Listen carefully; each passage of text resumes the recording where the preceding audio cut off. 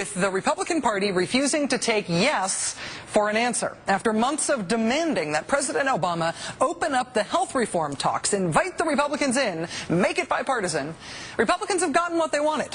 They've been invited to the White House for a bipartisan health summit next week. And it turns out they are super bummed about that. Obviously, it's pointless to talk because they've made up their mind and they're going to ram it through, whether we like it or whether the American people like it. That was the #2 Republican in the United States Senate, Jon Kyl of Arizona, who has spent much of the past month blasting President Obama and Democrats for engaging in a, quote, go-it-alone approach, behind closed doors and out of sight from the public. Well, now that the president has said okay to Jon Kyl, we'll open up the doors, let's do this in full sight of the public, Jon Kyl's other face is against it. Jon Kyl is now against the thing he has been demanding for a month. Senator Kyl is finding that being two-faced, being a hypocrite on this issue, is actually not a very lonely place to be. Many of Senator Kyl's fellow Republicans are now trashing the very invitation that they spent months asking for. Exhibit A, John Boehner.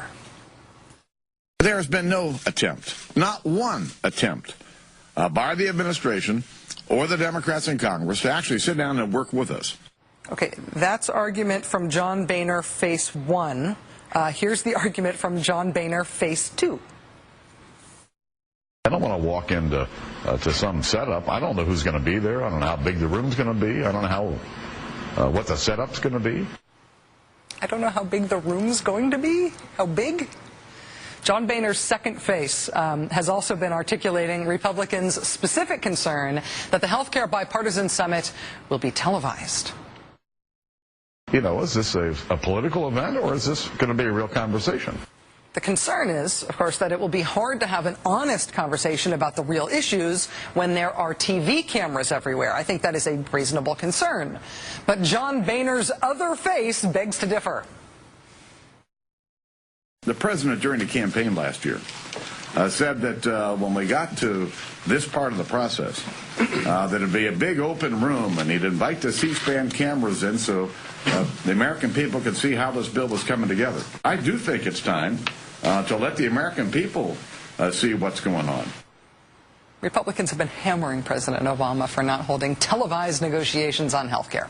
And now that he wants to hold televised negotiations on health care, they're against it. If this feels like a familiar dynamic to you, you are guilty of paying attention to recent events in American politics. Even suddenly retiring Senator Evan Bayh today called out this outbreak of hypocrisy. 2 weeks ago, the Senate voted down a bipartisan commission to deal with one of the greatest threats facing our nation, our exploding deficits and debt. The measure would have passed, but 7 members who endorsed the idea, actually co-sponsored the legislation, instead voted no for short-term political reasons.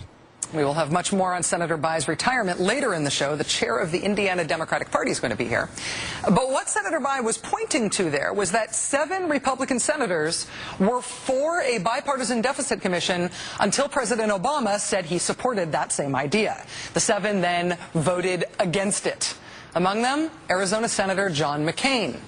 Same thing happened when the Senate voted on a pay-go bill. 4 Republicans who had been fierce supporters of a pay-go rule after President Obama endorsed it ended up voting against it, against their own position. Among them, again, Arizona Senator John McCain. In addition to pay-go and the Deficit Commission, Senator McCain is also now against the same sort of climate change legislation he once supported. He also now opposes the repeal of Don't Ask, Don't Tell, even though he said he would reconsider it once military leaders were for it, which they are. Senator McCain also now opposes the very same immigration reform legislation he once co-sponsored. Senator McCain, I'd like to introduce you to Senator McCain. I don't think you two guys are going to like each other very much. We keep talking about political hypocrisy on this show for 2 reasons. First, someone ought to. Even if politicians are not capable of feeling shame and embarrassment for raw hypocrisy, we in the media, I think, owe it to the country to at least make clear that politicians ought to feel ashamed and embarrassed about it. And second, it seems important to make clear that politicians who are willing to take 2 totally opposite positions on the same policy, those politicians should not be taken seriously when it comes to policy. If you're for pay-go until the president is and then you're against it, then I don't really care what you think about PAYGO anymore, because it's clear that you really don't care either. No one should bother engaging with policy hypocrites on policy, because by their very hypocrisy, they prove that they do not care about policy.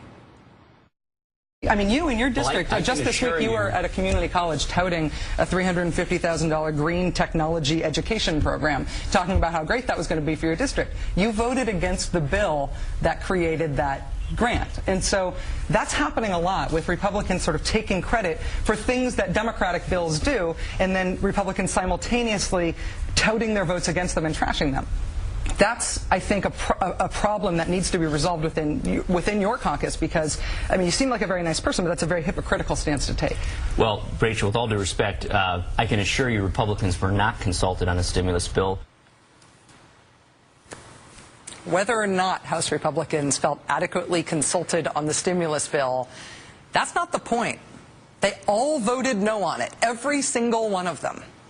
And that's fine. You can be against the stimulus and not think it's going to work and not going to create jobs. You can also be for the stimulus. You can think it's going to work and create jobs. But you cannot be both against it and for it at the same time, unless you are a hypocrite. You cannot denounce it as creating no jobs and then claim that it's creating lots of valuable jobs at the same time. Or you're a hypocrite. I meant it when I said on Meet the Press yesterday morning that Congressman Schock seems like a very nice person. He does. I also meant it about the hypocrisy. And it's not just the $350,000 green technology education grant that he took credit for at home after voting against the bill that funded it. Congressman Schock's hometown paper also noted that he voted against the bill that funded a $400,000 upgrade for police radios and cameras in East Peoria.